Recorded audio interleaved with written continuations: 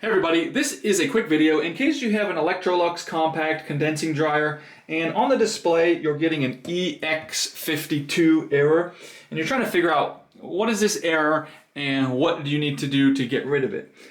So first of all, what it is that the motor that turns the drum in your dryer is overheating. And so to get rid of this error, you need to figure out why the dryer is overheating. Now the first thing to do is just let the dryer cool down.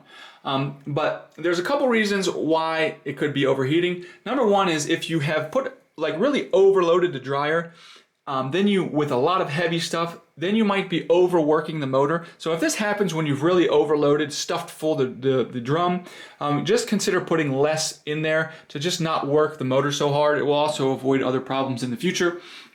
If you haven't overloaded the motor, you want to come in here and feel and try to turn the drum and see if the drum is turning freely.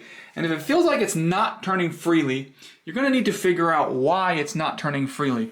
Because if there might be some, a bearing or something, or it could be just something jammed in somewhere that is preventing that thing from turning freely, and so your motor is working extra hard in order to turn it, which makes it overheat.